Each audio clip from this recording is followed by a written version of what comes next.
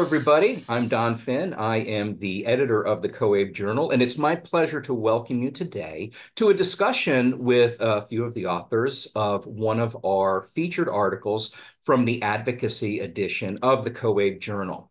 The COABE Journal, of course, is published 2 times per year, and we follow a theme for each of our journals. And as I said, this theme of this journal that we're discussing today is on advocacy. And so we're going to meet two of the authors, or the two authors, from the article entitled Finding Our Voices, Empowering Immigrant Students to Become Advocates for Themselves, Their Communities, and Adult Education.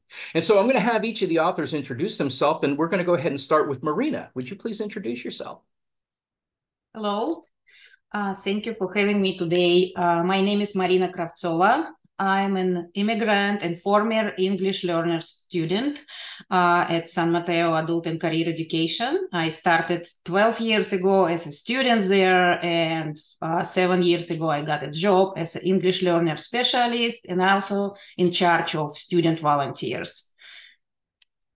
Oh, hi, I'm Cynthia Eagleton, and I taught ESL at San Mateo Adult and Career Education for over 20 years. I also started and ran the school social media and blogs, and I did a lot of adult ed advocacy work with the community at San Mateo and also with the California Federation of Teachers, Teachers Union, and different grassroots groups. Well, thanks to both of you for introducing yourselves. And one of the things that we found with the article that you presented is that the San Mateo Adult and Career Education Center really has a pretty active program related to advocacy. And so let me start with just a general first question. Why did you write this article for the COABE Journal? So actually, this makes sense because when I saw that journal calling for articles exactly on this topic, I felt we must write something because our school has done a lot advocating for adult education when I was a student, and it was my first introduction into democracy system here and advocacy as well. And also I was like, I know exactly a person who should be my co-writer. It's my former teacher and my current friend, Cynthia, who was the one who taught me how to become an advocate from the first place. And this is the reason why I thought we must write this article. I said yes to Marina because when I first saw that call, I thought, oh, San Mateo has to do something. And then I felt like, oh, it'd be a lot of work. And the same kind of feelings I think that people feel about advocacy, like, oh, it's going to be a lot of work. I don't know. And then Marina asked me, and I felt I had to say yes, because I really feel that when you have learned how to do something, when that has been given to you, you have an obligation to pass it on and share it with others.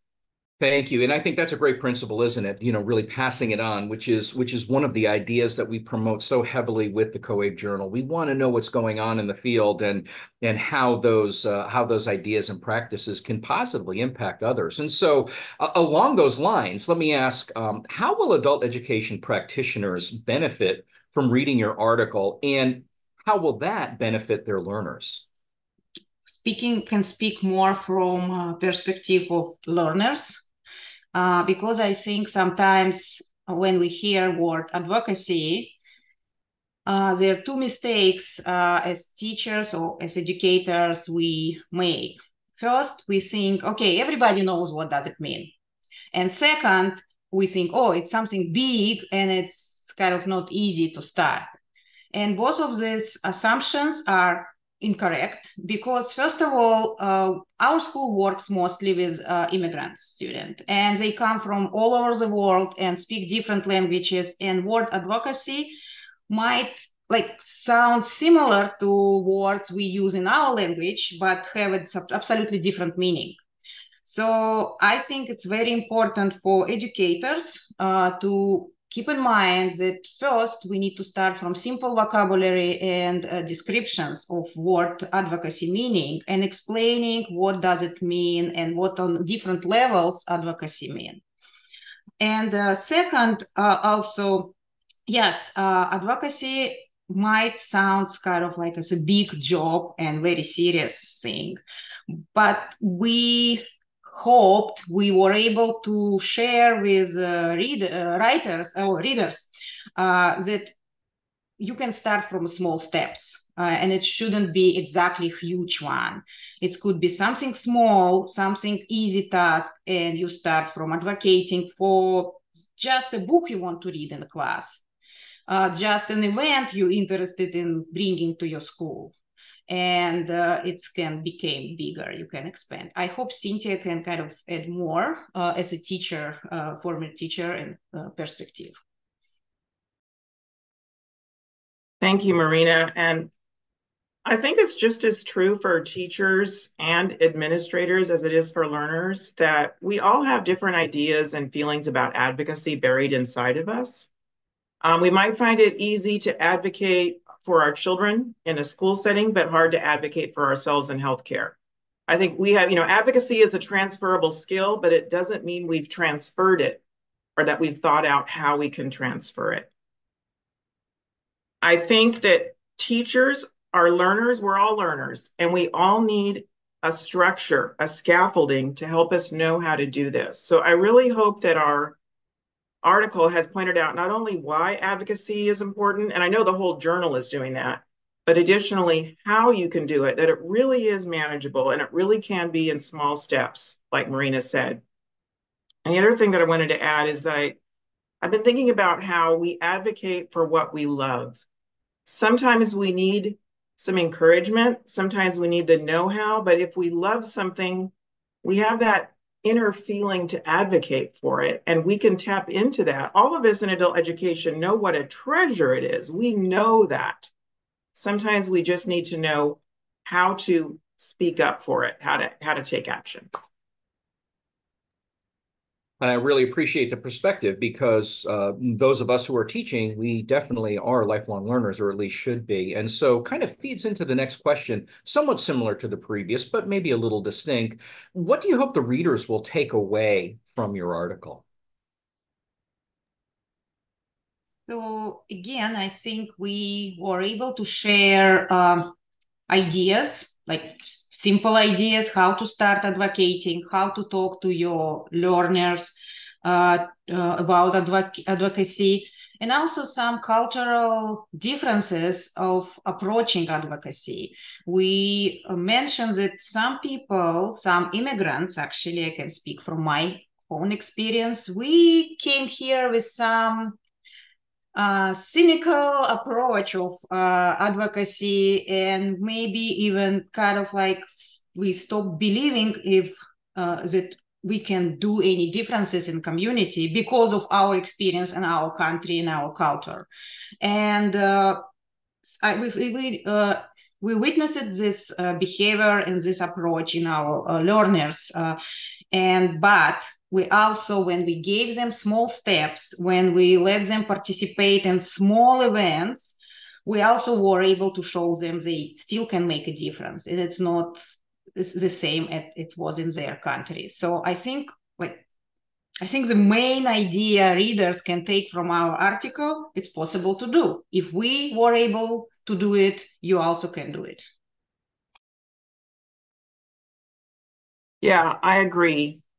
And I hope that in reading over the steps that we've outlined that San Mateo did, teachers will recognize a similarity between an active and productive adult ed classroom and advocacy. I think so many teachers and administrators encourage them to have active classrooms in which students are motivated, taking part of things, taking responsibility for things. That's already advocacy when the classroom. Advocacy for adult ed builds from there.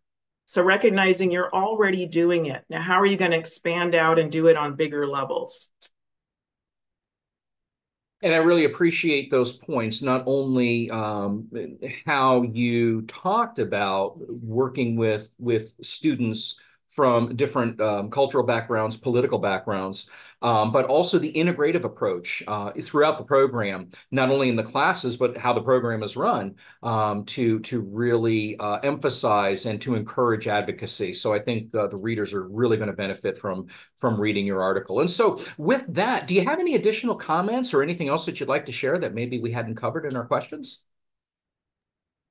I mean, I have always additional comment. I'm a huge advocate of immigrant integration and community involvement of immigrants, because I believe studying English or whatever subjects you need, it's not enough in order to feel involved in community and feel yourself, like have a sense of belonging. So I think advocacy and the recommendations we gave in our article is a way for many of our immigrant students to feel more connected to the community. And when you take care of the community, when you advocate what you love, as Cynthia said, when you feel responsible for this, you feel really belonging.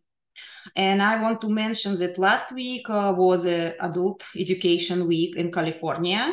And I'm proud to report that group of our current student volunteers, together with our director, career coordinator, and myself, we visited California state capital in Sacramento, and we met with representatives of our California legislators advocating for adult education.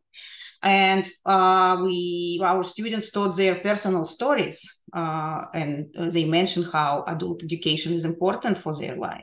And also today is really great thing, because today is a graduation from our ESL City Government Academy. It's a class which we have every spring semester for advanced ESL students. When they attend once a week, they go to different places in San Mateo city of San Mateo, like fire departments, police departments, city hall, and they learn how community function. And today they are graduating from this class, and I think it's also one step for them inside of a bigger community. Yeah, the ESL City Government Academy it's incredible.